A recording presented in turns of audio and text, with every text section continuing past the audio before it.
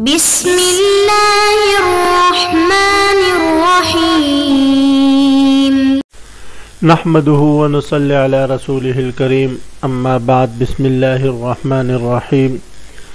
عزیز طلبہ، آج ہم کنز الدقائق حصہ دوم سبق نمبر 141 شروع کر رہے ہیں۔ اس سبق میں ہم باب الاستثناء سے متعلق پڑھیں گے۔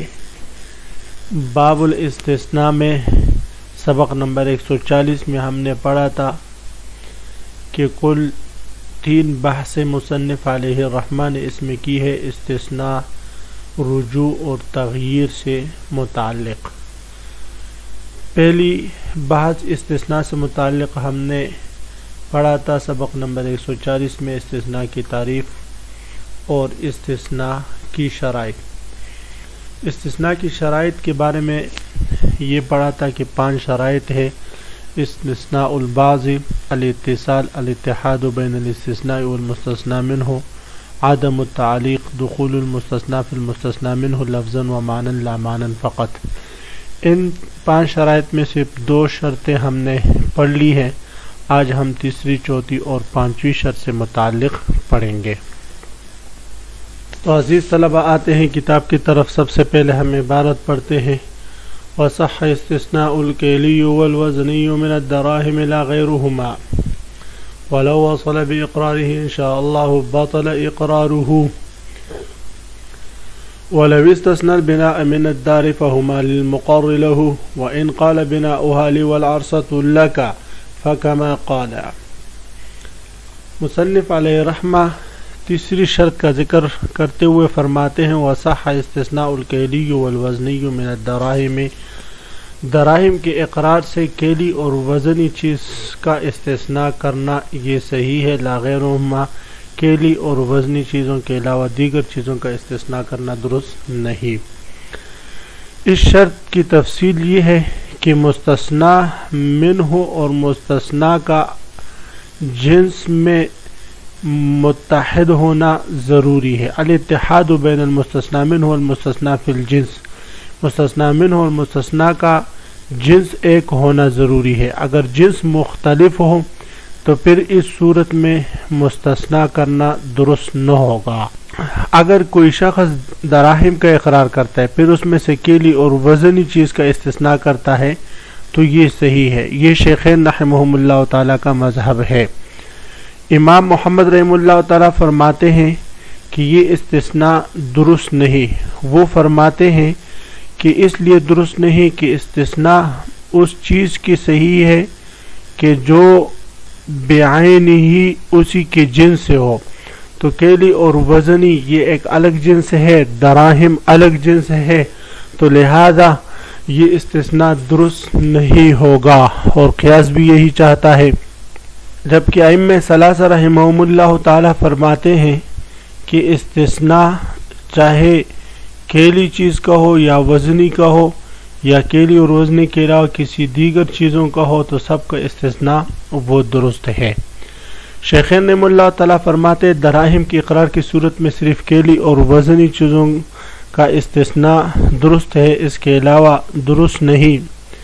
ان حضرات کی دلیل یہ ہے کہ یہ فرماتے ہیں کہ کیلی اور وزنی چیزیں یہ درہم اور دنانیر کی طرح اسمان کے قبیل سے ہیں، گویا کہ دونوں ثمانیت ہونے میں ایک ہی جنس کے ہیں۔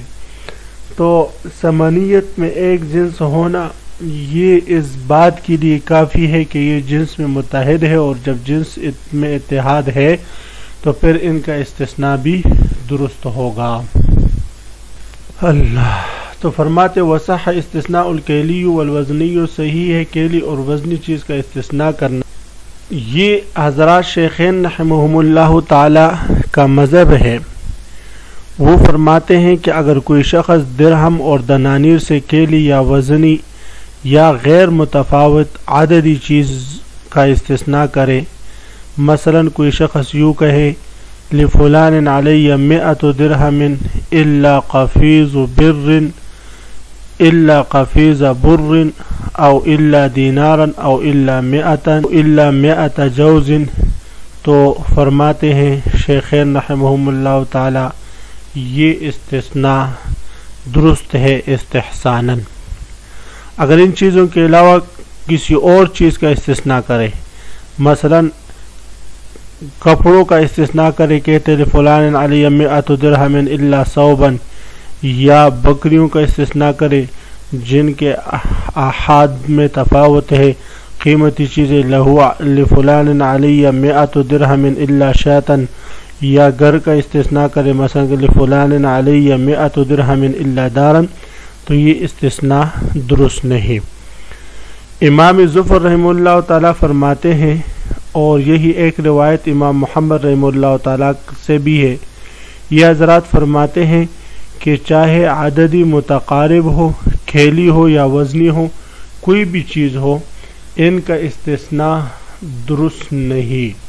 وہ فرماتے ہیں دونوں صورتوں میں استثناء درست نہیں، چاہے کیلی ہو یا وزنی ہو یا عددی متقارب ہو. لہذا فرماتے کہ استثناء درست نہیں. امام مالک اور امام شافعی رحمہ اللہ تعالیٰ فرماتے ہیں کہ دونوں صورتوں میں استثناء درست ہے، چاہے عددی متقارب ہو یا غیر متقارب ہو، دونوں صورتوں میں استثناء درست ہے. امام محمد رحمہ اللہ اور امام ظفر رحمہ اللہ تعالیٰ کی دلیل یہ ہے کہ وہ فرماتے ہیں استثناء اس کو کہتے ہیں کہ اگر وہ نہ ہو تو مستثنی منہ میں داخل رہے، اور یہ چیز تو خلاف جنس ہے. جب یہ خلاف جنس ہے تو وہ فرماتے ہیں یہ استثناء بھی درست نہیں ہوگا.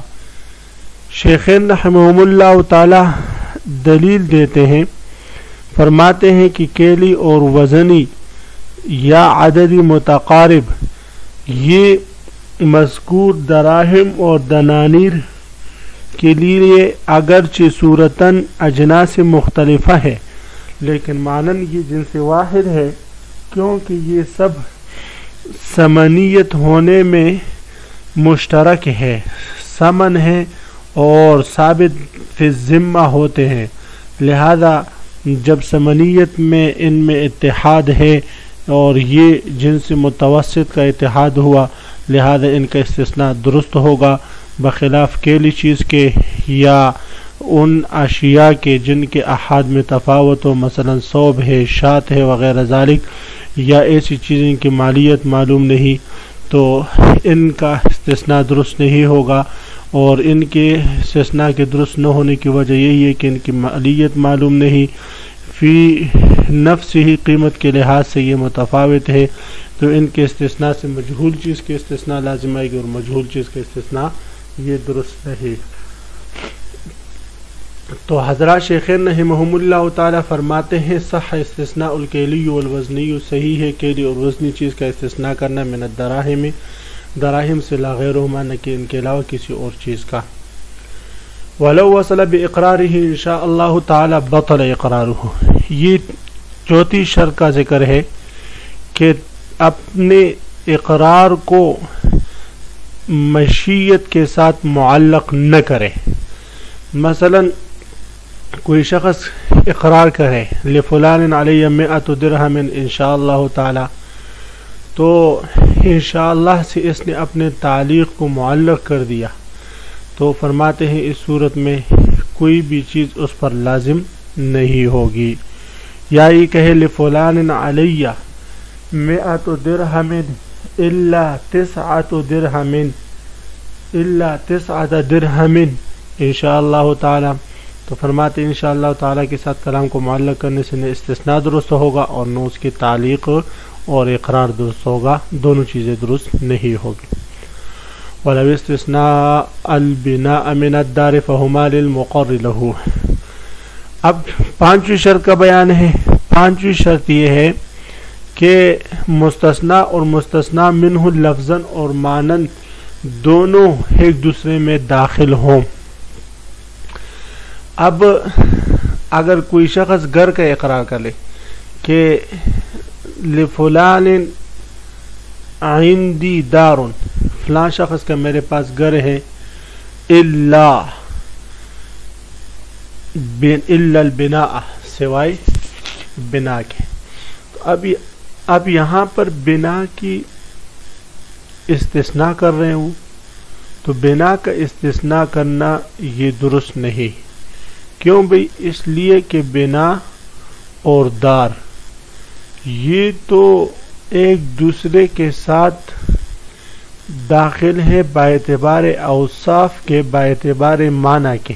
یعنی بنا یہ اس کے لیے وصف ہے اور اصل کے اعتبار سے ایک دوسرے میں یہ داخل نہیں.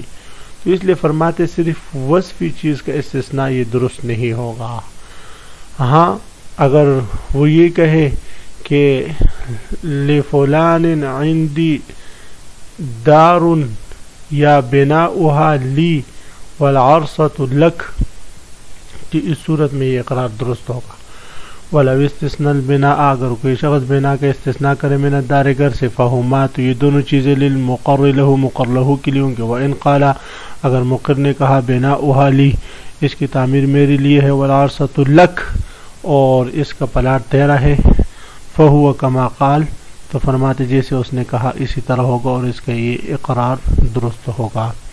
تو عزیز طلبہ، اسی کے ساتھ آج کے سبق کا اختتام ہوا. اقرار سے استثناء کی 5 شرائط مکمل ہوئی. آپ حضرات سبق نمبر 40 اور 41 کو خوب غور سے سنیں، یاد کریں. اللہ ہم سب کا حامی و ناصر. آمین. وآخر دعوانا ان الحمدللہ رب العالمین.